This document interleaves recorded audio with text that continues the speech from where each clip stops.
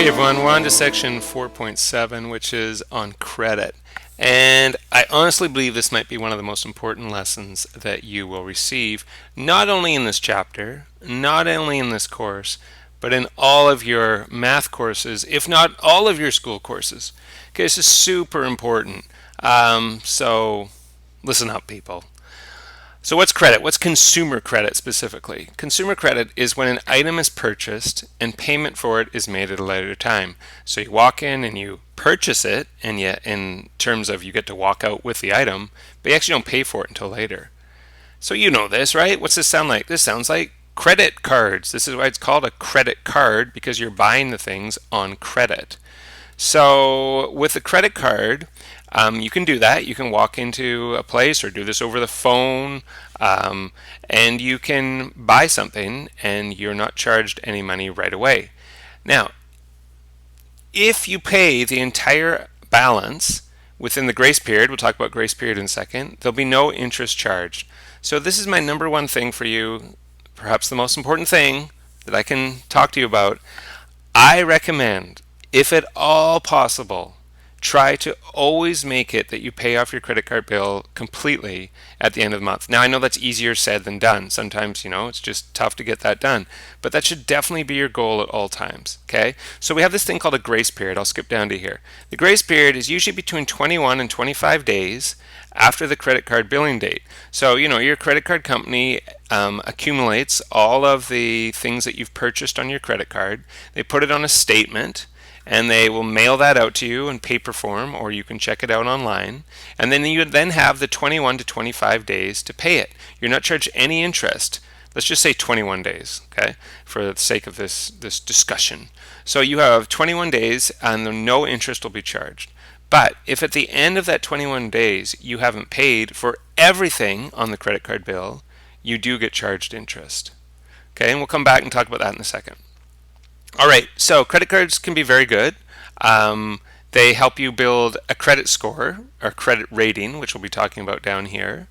You can buy things online and over the phone. That's very useful, right?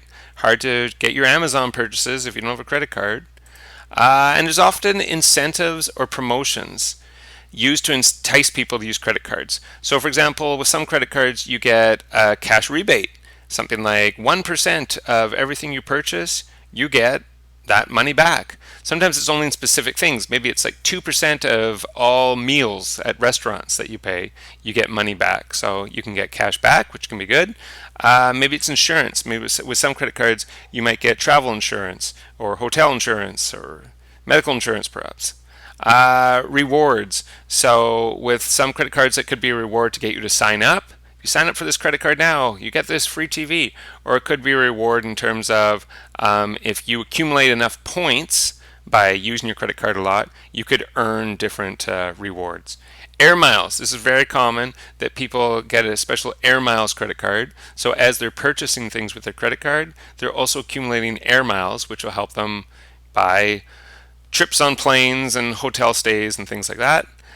Some credit cards have no annual fees. But usually if there's no annual fees, you're not going to get many of these other rewards we're talking about here. If you are getting good things like the cash back, then chances are you're also paying an annual fee. All right, so you got your credit card. We've talked about the fact that you get this grace period. You can make a minimum payment instead of the entire balance. You don't have to pay the whole thing. You can pay a minimum payment. I'm going to talk to you in a second about why this is a horrible idea, but you can pay a minimum payment. So the minimum payment is 3% of the statement balance or $10, whichever is bigger. So for example, let's say that at the end of your month, your statement says that you owe $100 on your credit card. Well, 3% of 100, I'll just tell you that very quickly, 3% of 100 is $3. So would that mean you owe $3? No, because it's 3% or $10, whichever is bigger. So for the $100, you would actually pay $10. Now, if it was $1,000, 3% of $1,000 is 30, and 30 is bigger than 10. So for $1,000, you'd actually pay 30. So that's the least amount you can pay. But that is a terrible idea. And the reason for that, I'm sorry, I'm doing this in kind of a weird order here. The reason it's such a bad idea is if you just pay the minimum payment, you get charged a finance charge. It now means that you now have to pay interest. So the finance charge for a credit card is the amount of interest that you pay, and it's usually around 19% or more. 19% or more, that's crazy. Do you remember when we were talking about investing money, like in savings accounts and stuff, what kind of percentages you usually got for interest? Usually it was something like, well, some of them were ridiculous, like nothing or 0.01%, and we said good would be like 1.5 to 2%. 1.5 to 2% they'll pay you, but they expect you to pay them 19% when you use a credit card. That just isn't fair, people. So now this is, again, perhaps another one of the most important things I can talk to you about. The interest is charged on the entire previous monthly balance, regardless of how much you paid off. So I want this to be crystal clear to you, so I'm going to do another example. Let's say that you owed $1,000. Okay. Now, what's the minimum payment? We already got that. $30. You only have to pay $30. Okay, let's say that you paid $1,000. You paid it all off. So how much interest do you pay? None. That's great. That's the best use of a credit card. Use your credit card to purchase things and then pay it off. Get some rewards, hopefully, along the way. Build up your credit score, your credit rating, which we'll talk about in a second, and then pay it all off. Perfect use of a credit card. But let's say you didn't pay $1,000. Let's say you were only able to pay $800. That's not bad. Let's even say $900. What the heck? You came close. You paid $900 off. That's good, right? So you only have $100 left to pay. But you didn't pay it all off, so now you get charged interest. And you get charged 19% or more. Let's say it's 20%, because 20% is easier for me to work with in my head. So you're going to get charged 20%. Now, do you get paid 20% on the $100 you still need to pay? No, you get charged 20% on the entire amount. Even though you paid $900, you have to pay 20% of 100. You now owe, my friends, $200 in interest. That's not $200 that's paying off your purchase. That's just $200 you're throwing away in interest. This is horrible. It doesn't matter whether you paid back $100, $900, or $999. Unless you pay back the whole $1,000, you are now owing the credit card company $200. I hope this impresses upon you the point. You need to pay off your credit card bills on time, and you need to pay them off completely. All right, a couple other things. Revolving balance, I kind of don't know why I stuck that in there. That's a balance that goes up and down. So with a credit card, when you can pay a minimum payment, not all of them allow you to do a minimum payment, but if you're allowed to do a minimum payment, then the balance goes up and goes down depending on how much you pay off. Although my recommendation is pay it all off. Okay, credit limit. This is the maximum amount that you can borrow using your credit card. So most credit cards will have a limit, and it'll be, the credit card limit is maybe when you start getting the credit card, it might be a couple $100. Once you've been using it for a while, it'll go up to $1,000 or $2,000 or $10,000 or $100,000 or whatever. So, you might think, oh, it's always good to have a high credit limit. And in some ways, you're right. However, sometimes in the past, we haven't done this recently, but definitely when we were younger, we actually called up the credit card companies a few times and said, can you please lower our credit limit? Now, why would you do that? Because if you have a high credit limit, but you don't have the funds to pay things back, you could get yourself into trouble. So, as always, you got to think about what's best for you and talk to the credit card companies to see if you can convince them to do it. They'll always lower it for you. I mean, you have that right to have it lower. They won't always raise it for you. That's going to depend partially on your credit rating. So, what's credit rating? It's very important. It's a number, usually between 300 and 900, that helps you determine that helps other people and institutions and companies and banks determine your credit worthiness. So, when you go to get a credit card, the bank wants to know what your credit rating is. If you have an extremely low credit rating, they're going to say, no, I don't think we're going to give this person a credit card. It's just too risky. You want to get a loan or a mortgage, right? Someone's giving you money. They don't want to lose it. So they want to see what your credit rating is. If you have a high credit rating, they're going to say, sure, I'll give you a loan. I'll give you a big loan. If you have a low credit rating, they're going to say, no, it's too much risk. Same with rent. Some people who rent apartments, houses, whatever, will ask for your credit rating to see if they can trust that you're going to pay your rent on time. So this is something important for you to build up. The way you get a better credit rating is depends on your payment history. So, how much you've bought in the past and how much you've paid off, the amount of debt you have, ideally you would have no debt, and the length of your credit history. I mean, there's not much you can do about that except get started. If you wait until you're 25 to get a credit card, then your credit rating cannot be as high as someone who went out in grade 11 and got a credit card and just started paying off. But the key, I'm not telling you to go out and get a credit card and go crazy. I'm telling you to go out and get a credit card in the next couple of years and to pay off every month anything you use it for. And that will increase your credit rating, and that's very, very important for when you want to rent an apartment, get a loan, get credit cards with higher credit limits, things like that. All right, last thing here. This is an awful thing. It's a cash advance. This is when you use credit cards to borrow money in the form of cash. So you decide that you're going out and you need a little bit of cash. So you look in your wallet, there's not much money there. So you say, that's okay. I'll go to the bank or the ATM and I'll get money out using my credit card, not your debit card, not your bank card, but your credit card. This is a horrible idea. It can be done. You go and use your credit card and you get out your $100 or whatever. But look at this. Interest is calculated from the day the money is withdrawn. So in other words, there's no grace period. So simple example, you go to the bank, you need to go out tonight, do some fun stuff, so you get $100 out of the bank. Okay, already when you wake up, hope it was a fun night, because already the next morning when you wake up, you owe your 19 or 20% interest, so you already owe 19 or $20 just when you wake up. That's 19 or $20 you've just thrown away, right? That doesn't pay off the 100. That's just $19 you owe already. All right, types of credit cards. There's four main ones I want to look at. There are some, variations on these, but basically there's four types. The first one is a bank issued or standard cards. These are your, really well-known ones. MasterCard and Visa are the big two here. So these are accepted at most stores and online, over the telephone. Very convenient to have these cards as you can use them worldwide. They have a revolving balance. So again, that means you can make a minimum payment, which I don't recommend, and the amount you owe will go up and down dependent on how much you pay back. Whoops, sorry, that disappeared. Okay, number two is a charge card. So this is also, there's a card you've probably heard of, American Express. So what's the difference here? The difference is that you must pay in full every month. There's no minimum payment with an American Express card. And there's no credit limit. So you could put a lot of money on this card and you're never going to be stopped at any store.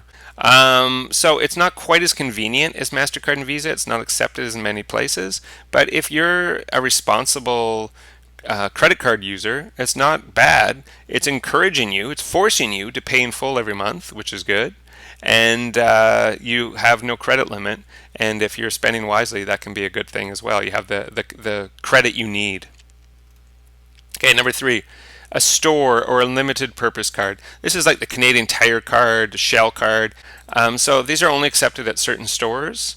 They usually have higher interest than a typical credit card, a standard card. Imagine that, more than 19%. Why would anyone use these cards? Well, there's often rewards that are common. So, maybe Canadian Tire, if you use your Canadian Tire, you get points. Your Canadian Tire card, you get points, which can then be redeemed or traded in to take money off future purchases or something like that. And number four is a secured card. So this would be like a secured Visa or a secured MasterCard. So this is backed by a cash security deposit, which serves as collateral should you default on your payments. So basically what that means is in order to use this card, you got to put some money up front. I believe it starts at about $200. You got to put that money up front before you can use the card. It's almost like a prepaid payment. And it's like a security for the credit card company, but also for you. And it's actually used to improve or establish credit scores, right? It's a safe way to start using a credit card because you have that collateral already in place to help ensure that you have enough money to pay off the credit card at the end of the month. Okay, just a few questions here. What's the minimum payment on each of these credit card balances? So the first one is $238.42. So remember what we have to figure out? We have to figure out what 3% of this is. So back to percentages. Remember how we did our percentages? We did this little fraction thing, and we put 100 on the bottom here. On top here we put our percent. Do we know the percent we want to find? Yeah, we want to find 3%. And then what we have, we had part and whole. Part and whole. So is this amount here, is this the whole amount or is that only part? That's the whole amount, and we want to find what 3% of it is. We want to find part of it. So we put our $238.42 here. We can put X or M or whatever. I'll put N, and we cross multiply. Remember how to cross multiply? Multiply those two together and divide by 100.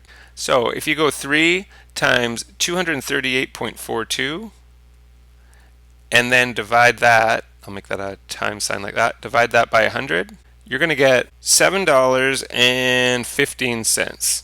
So is that the minimum payment? No, because remember, it's always 3%, which is $7.15, or $10, whichever is bigger. So in this case, it's going to be $10 is your answer. Okay, let's try this one. This is $2,989. So again, we want to find out what 3% is. 100 always goes down here. We want to find 3% again. The whole amount is $2,989, and we want to know the part. I'll call it M. So in order to get that, we're going to cross multiply. We go 3 times 2,989 and divide it by 100. And if you do that, you get $89.67. So these are the minimum payments that you could make. Okay, Kyle is buying furniture worth $1,075 on his Brick credit card. He needs to make a down payment, so often this will be the case. You've got to put some money down. He's got to put a down payment of 25% of the advertised price, so that's 25% of the $1,075. And then he also has to make 20 monthly installments of $60. How much will he pay in total? What's the finance charge as a dollar amount, and what's the finance charge as a percent? Wow, we got 3 questions here. So the first thing we have to figure out is how much does he pay total? So he has to pay 25% of the $1,075. So we got to figure out what that is. What's 25% of $1,075? Oh, it's a percent problem. We can always put down 100. Do we know the percent? Yep, 25% right there. Is this number, the 1,075, is that part of the amount or the whole amount? That's the whole amount. 1,075 goes here. We want to know this. I'll put M. So this is going to be the down payment. So in order to get that, we're going to go 25 times 1,075 and divide it by 100. So we get $268.75. Okay, that's the down payment. But then he also has to make some monthly payments. 20 monthly payments. Oh, installments. That's not spelled right, is it? That's pretty bad right there. 20 monthly installments of $60. So for 20 months, he's going to pay $60. How do we get that total amount? We go 20 times 60, which equals 1,200. This is the monthly payments. So to get the total amount that he paid his $268.75 plus the $1,200, which means he paid $1,468.75. That's his total payment. Okay, that's question 1. Question 2, what's the finance charge? Well, finance charge is anything extra he paid over the listed cost. You got to figure out how much extra did you pay. So you're going to take your $1,468.75 and subtract $1,075, and you will get $393.75. So the last thing I want to do is, what percentage is that of the advertised amount? We want to know what percent is this out of this. Okay, so it's another percent problem. Guess what we can do? We set this up. We can always put down 100. Do we know the percent? No, we don't. We want to find the percent. So I'll put N here. That's the unknown here. Okay, we got this number here, the 1,075, and we have this number here, the 393. Which one's the part? Which one's the whole? The whole cost was 1,075, and the part is 393.75. 1,393.75. So in order to get the percent, you got to cross multiply 393.75 multiplied by 100, and then divide that by 1,075, and you'll get your answer. You get 36.6%. So you paid 36.6% extra in order to get that share more quickly. All right, take care. Bye.